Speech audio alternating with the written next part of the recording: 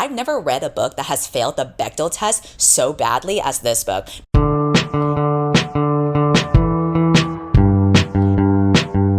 I'm actually gonna do something different where I will combine the best books I read and the worst books I read in one singular video. Usually I separate them as two, but this time I actually didn't read many books that I consider to be bad. And I think that's because I'm getting better at picking up books that I know I will like and not picking up books that are bad. So I didn't read enough bad books to warrant a separate worst books video. So in total, this is gonna be 10 of the best books that I read in my personal opinion and 3 of the worst books I've read, again, in my personal opinion. I'm gonna go over the 10 best books first. They're not gonna be in any particular order because I feel like I liked them all for different reasons. I will separate them based on genre. These are a lot of books to go through, so this will probably be a long video, so go ahead and get cozy in your seat. And if you're not cozy, maybe it's time to upgrade to a more comfortable seat, like the Lotus Recliner by flexispot, which is the sponsor of today's video. I got this recliner for my girlfriend and her roommate for Christmas, and they are both obsessed with it. I tried it out as well when I came over for Christmas, and I can confirm this is an amazing recliner. There are so many things that we love about it. The main thing is that it is super comfortable and spacious. Whether you are a skinny legend like me or a curvaceous baddie like my girlfriend, we can both confirm that it is so size friendly for everyone. There's so much room to have different sitting positions for relaxing or reading or watching TV. Other than how comfortable it is, there is also concealed storage spaces and a USB charging port. So we love having these features to make the chair more of a hangout spot. Here's Victoria's and my first impressions right after we tried it out. I love the chair. It's massive in the most wonderful way. It's huge. I like that I can also sit crisscross applesauce on it by myself if I want to. I love the compartment. I love that it has the little foot thing and it's electric, so you don't even have to pull on anything. You just click a button. And it has a little USB on the side, which is nifty, to charge your phone. I like that it leans back pretty far too. It leans back. The material's really soft. Like it a lot. We haven't spilled anything yet, but that's why I got this material. I like that you can lean all the way back and then we can put up some lights. And fun stuff on the ceiling. Yeah, put like disco ball, these lights here. Be super fun. Little reading corner, reading nook. Yes. Thank you, flexispot. Thank you, flexispot. You can check out flexispot in the link in my description and use code LOTUS30 to get $30 off. Now, let's get back to the video to talk about more wins for some banger books that I read. Again, I'm not going to talk about them in any particular order, but for the sake of organization, I will group it by genre, starting with speculative, and then we'll talk about romance, and then some juicy nonfiction books and a graphic novel that I really like before we get into the worst books. Let me prove that I can be positive for a little bit before we get to the negative, okay? So first for the speculative, I'm actually going to start with my favorite young adult book that I have read this year, and that is And the River Drags Her Down. It is indeed a banger, but a banger in a way where it is very much like a quiet, haunting, introspective kind of banger. This is a horror novel about a girl who has lived in a small coastal town all her life. Her older sister has mysteriously drowned in the river. But what makes things complicated for the main character's grieving process is that she also has this ancestral magic where she can bring creatures back from the dead. She's always been warned to use this magic sparingly and use it for small creatures. But obviously, when you are grieving, your brain is not in the right headspace. So she decides to use it to bring her sister back from the dead. And at first, the sisters are overjoyed. They can finally be together again, but they gotta keep it a secret because everyone knows that the older sister's dead. So, you know, she can't be out and about in the daylight willy-nilly. So she can only go out for late night escapades, but soon the sister grows tired of hiding from the world and she also becomes really restless and hungry and starts to want revenge. So now throughout the town, there's a series of unusual deaths and destructive rain because as I mentioned before, the sister had died by drowning in the river. This book is basically about grief and sisterhood and loss. I think the author incorporated water and horror in such creative ways, whether that's describing how someone dies from the sister or even like the big climax where everything has built up to this moment. I just had so much fun reading it and appreciating the writing. I think that she showed grief so well. I believe before this novel, she had published a collection of poetry, which I haven't read yet, but I could tell just from reading this debut novel that she has a poetic writing style. That was really what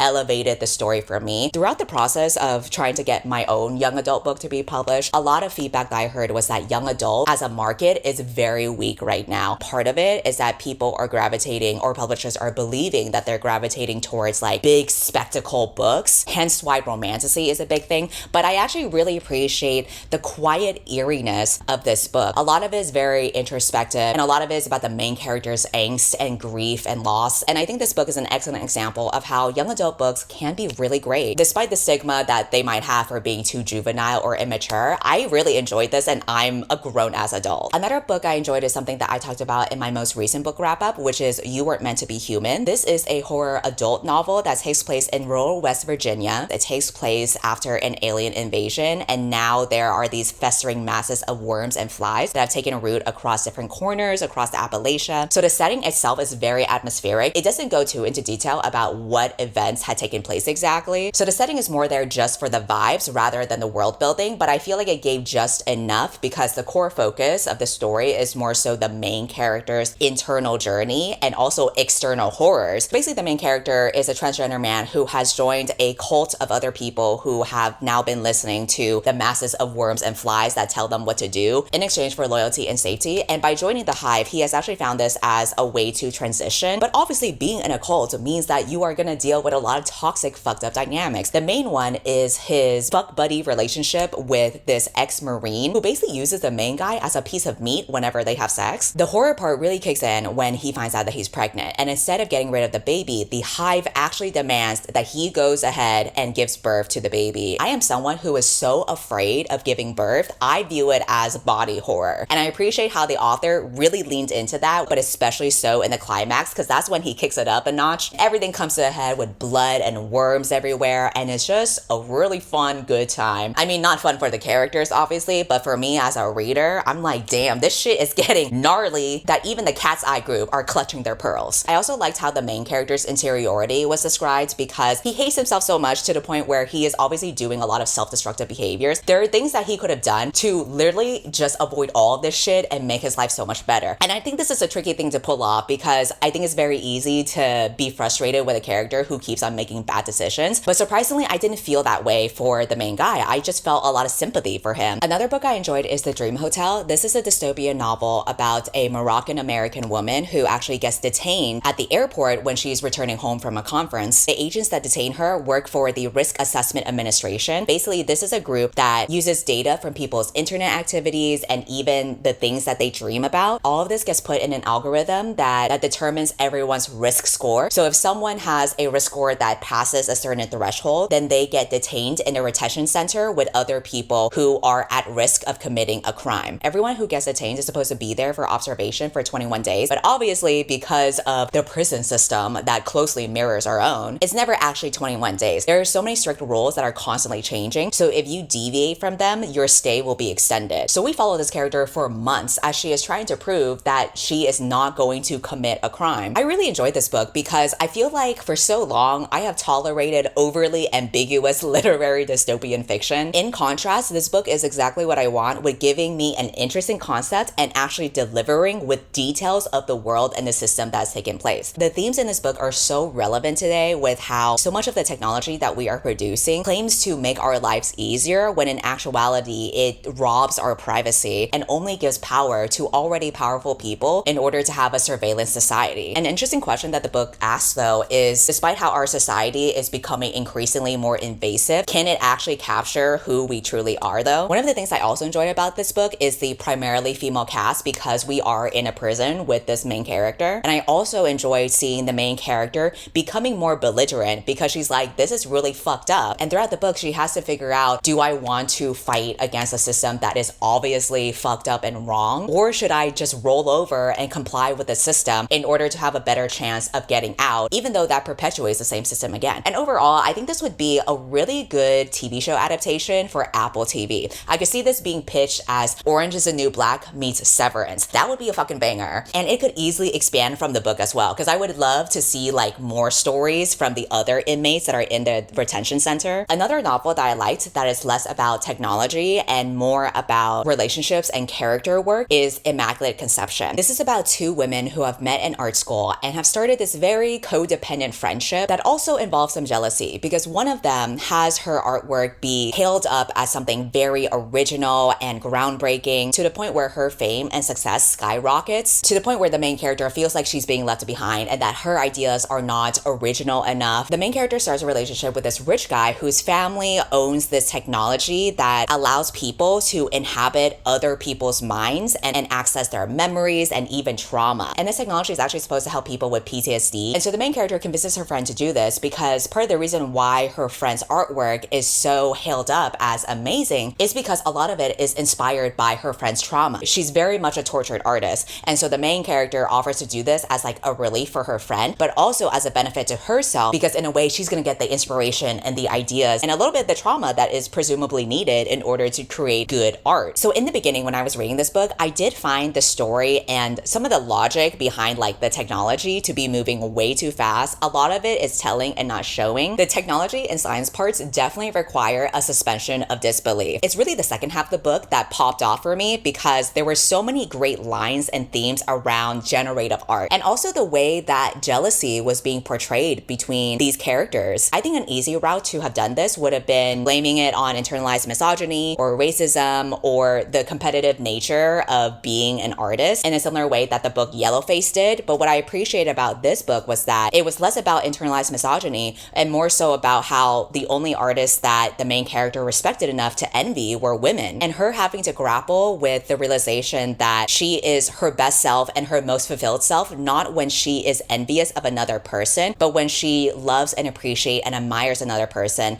that can make her her best self and the best kind of artist that she can be. There is grief that the main character experiences for the art that she could have made if she hadn't viewed it through the lens of another person or framed it by other people's standards, which I think is a very emotionally intelligent and reflective framework. Next, I'm going to talk about my top 3 romance books of the year. In no particular order, although maybe the most self-indulgent one for me was Fan Service. This is a paranormal rom-com that is heavily inspired by the Supernatural TV show. This is a paranormal rom-com starring a small town outcast who has been a dedicated fan of a werewolf detective show starring a washed up actor who is the main guy of the book. And his career has spiraled since then. He's been wanting to do a reboot, but everyone's like, I don't know about that. And so he's just feeling lost in his career and in his life. And then to make things even more disastrous, he is now turning into a werewolf himself. He enlists the help of the main girl by finding her on the online forum dedicated to the TV show, because he notices the moderator seems to know a lot about the lore and the mechanics of shifting into a werewolf. And so they start an unlikely friendship as she tries to help him wrangle his inner beast. The simplest way I could describe their dynamic is black cat girl, golden retriever boy. But I think the author did a good job of doing more than that surface level trope with the interiority of these characters and what they were insecure about or hung up about. I usually am not a fan of a couple dynamic where one of them is like a famous person and then the other is literally like a fan of that person because of like the parasocial implications and how that would be like an imbalance of power. But I actually do feel like the couple was pretty equal to one another. And I think the way the book showed fandom culture was done well, in a sense that like the main character has been an outcast in her small town, but she found community and belonging through fandom. And of course, when it came to the sex scenes, there is that extra flavor of him being a werewolf. Later on in the book, they did something called the werewolf trials, where basically he is testing his abilities and capabilities of holding himself back via chasing after her in the woods. That shit was fucking hot. If you know, you know. Who knew that chasing could be so hot? I'll tell you who. The werewolf fandom girlies. They were onto something here. That would be the only time where I'm willing to practice cardio. Speaking of unexpected cardio, the next book that I enjoyed was Mistakes Were Made. This is a rom-com about a college senior who accidentally hooks up with her best friend's mom. The premise is that the main girl is at an off-campus bar during her school's family weekend, and she buys a drink for a stranger who is this hot older lady. They end up having a banger one-night stand, but the next morning when her friend introduces her to her mom, she finds that the hot older woman is the best friend's mom. So they did not know that they were connected in more ways than one, and now there's this awkward sexual tension between them. So the book follows them doing like a push and pull on whether they should pursue this relationship or not, because it is wrong, but it's also hot, but they shouldn't tell the daughter slash best friend, but then that's also keeping a secret from her. They start sneaking around, but then they feel guilty, but then they're like, damn, but this is hot and I've never connected with anyone like this before, and all the other kind of drama that you would anticipate from scissor sisters. I'm just kidding, they didn't actually scissor in the book, but I did find their sex scenes to be hot. And this was something that Victoria and I talked about, where we find a lot of sapphic books to be kind of a miss, but this was the one where we're like, finally, the fucking heat is dialed up. And I'm someone who doesn't really even care for age gaps, but the book made me ship it. I thought they were really cute, especially when they started acting like they were dating long distance and calling each other babe and acting like girlfriends. friends. This is totally a double standard though, because if this were a straight couple, and especially if the older person was a man, I would be side-eyeing the fuck out of that. But because I am a hypocrite and a fellow sapphic, I was enjoying the book. We need more sexy sapphic books out there, and also problematic sapphic books. Ooh, why should straight couples have all the fun with their problematic dynamic? Finally, the sapphics get it too. And then another romance book I'm gonna put up top just to give something back to the straights would be The Launch Date. This follows two rival co-workers who have to set up a series of dates with each other in order to test out a new dating app that they're working on, and they're both competing to get a promotion. The main girl is healing from a breakup with her fiance, as well as imposter syndrome at her workplace, while the main guy is a notorious socialite playboy. I really enjoyed this book because I found it to be so cute and charming and endearing. It definitely has that British humor like Bridget Jones's Diary, but I feel like that adds to the charm of it. Imagine my surprise that this book is romanticizing corporate culture for me, and now all of a sudden I'm like, damn, I kind of wish I had like a cute workplace crush too. Why is the author making this shit look cute? And even the playboy character, I feel like she did a good job of humanizing him more and showing the softer side to him. But really the main reason why I'm putting this book as one of the best romance books I've read this year is because of chapter 25. You know a chapter is fucking good when you can memorize the chapter number. This was such a masterclass for sexual attention for me.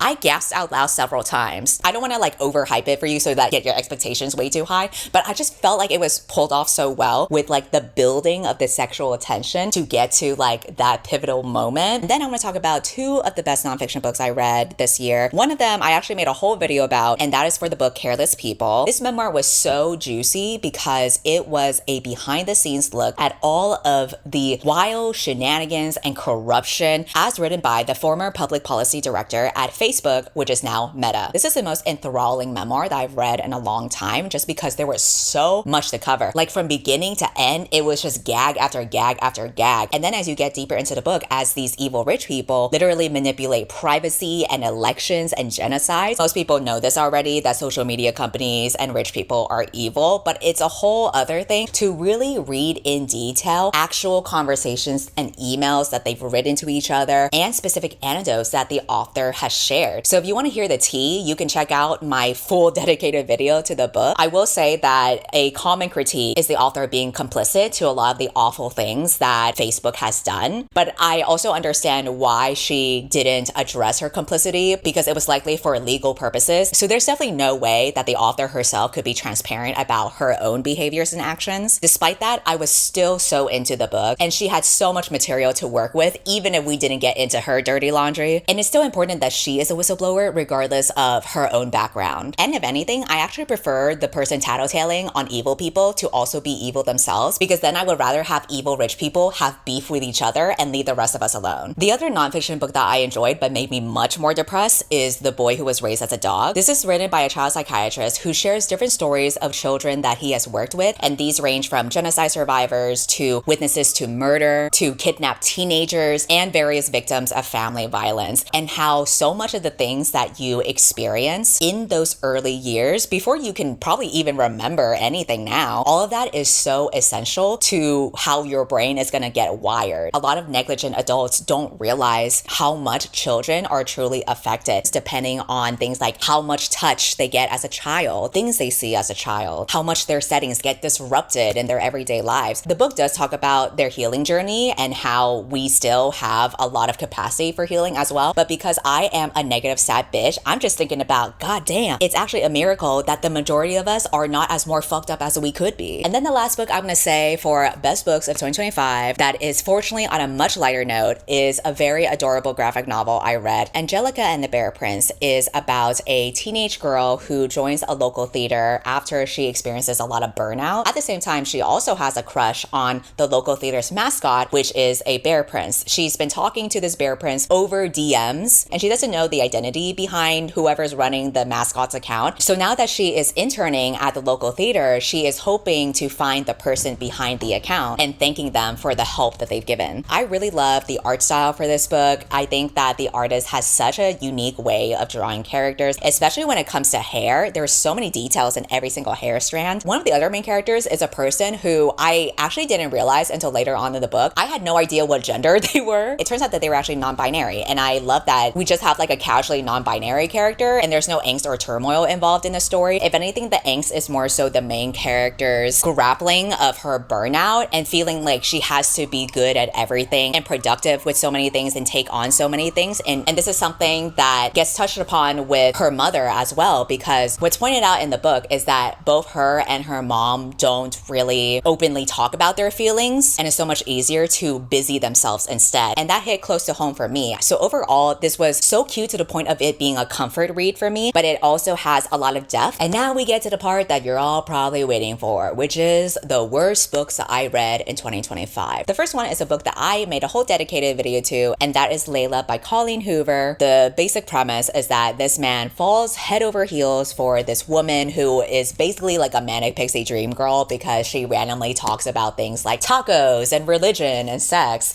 And he thinks, oh my gosh, she's so unique because she one moment will have sex and then the other moment, all of a sudden she'll be talking about tacos. She's so strange and interesting like that. But their honeymoon phase is disrupted when his crazy ex-girlfriend shows up to their apartment to shoot Layla in the head. Layla does recover physically after several weeks in the hospital, but obviously there is emotional and mental scarring after a traumatic incident like that, to the point where the woman that is before him today is so different from the quirky, cool woman that he fell in love with in the beginning. Like, who would have thought trauma could change someone like that? He decides in order to put their relationship back on track, he will take her away to the bed and breakfast where they first met. But then when they stay at this bed and breakfast, there are a lot of bizarre things that happen in a way that kind of seems like this is a haunted house scenario with things mysteriously missing or moving on their own. And also Layla herself acts even more bizarre. And then it turns out that the reason why she's acting so bizarre is actually because she is being possessed by a ghost. So the main guy and the ghost that possesses Layla's body start to interact with each other and form a deep connection that he felt was missing before. Overall, I just felt like if you're gonna show people being terrible, it's very frustrating if they don't actually deal with the consequences of them being terrible, because then that's kind of like, wait, does that mean that you were trying to get us to root for the guy that's cheating on his girlfriend with another woman that's possessing her body and he doesn't give a shit whether his girlfriend consents or not? We're not gonna be like, hey, remember when you nearly drugged your girlfriend? That was pretty fucked up. Let's unpack that. But believe it or not, I actually found another book where the guy is worse than the guy in the Layla book, and that is Pretty Monster. This is a dark romance about a tattoo artist who starts falling for her stalker. And listen, I'm not gonna yuck anyone's yum. That's why we have the existence of dark romance fiction, so that we can, you know, have fun with it in a safe fictional setting. I think it's more so like the ludicrous behavior of this main guy really took me the fuck out every time. Every single man in this book is such a sleazy creep. I've never read a book that has failed the Bechdel test so badly as this book. We have this hot busty tattoo artist, and then we have a bunch of other guys. Some of them are like the other tattoo artists that she works with that continuously like sexually harass her and try to get into her pants even though she rejects their advances, but because she's so irresistible, they can't help but like feral over her.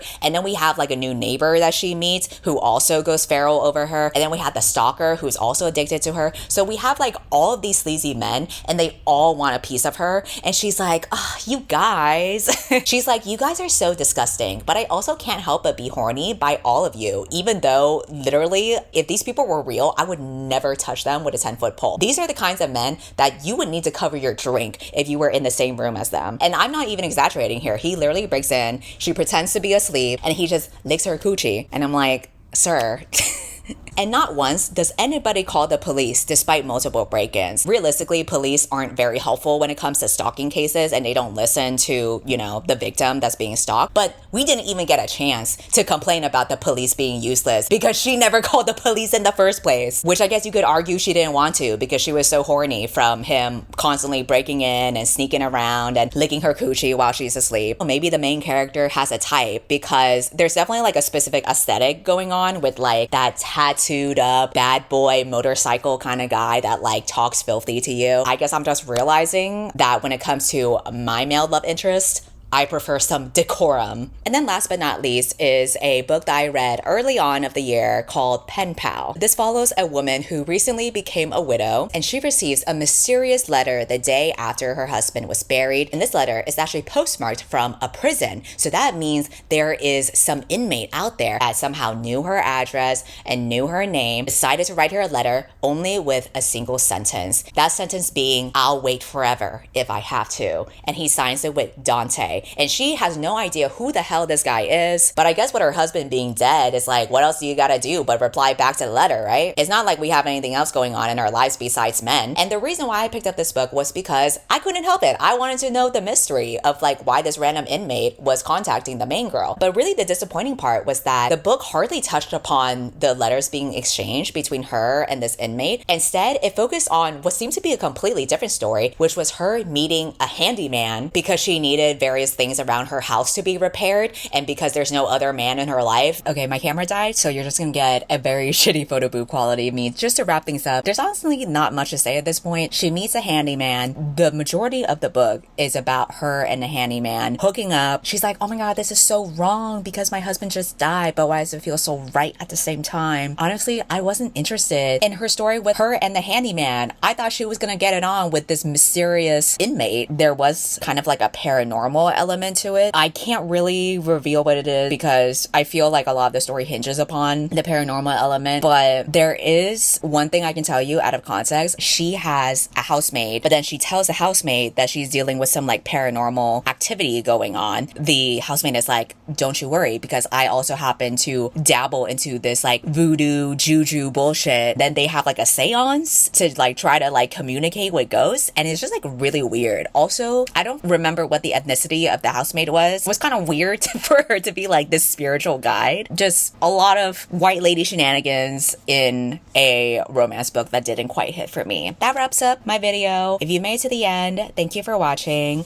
and goodbye. Oh my god, nearly closed my laptop on you. But as you can see, I'm on the flexispot chair. We really do use it. Victoria and her roommate did not have a single chair in their room, so thank god they have a comfortable one. I hear Victoria coming up, so I will end the video here. I'll see you in the new year for more videos. Bye. At some point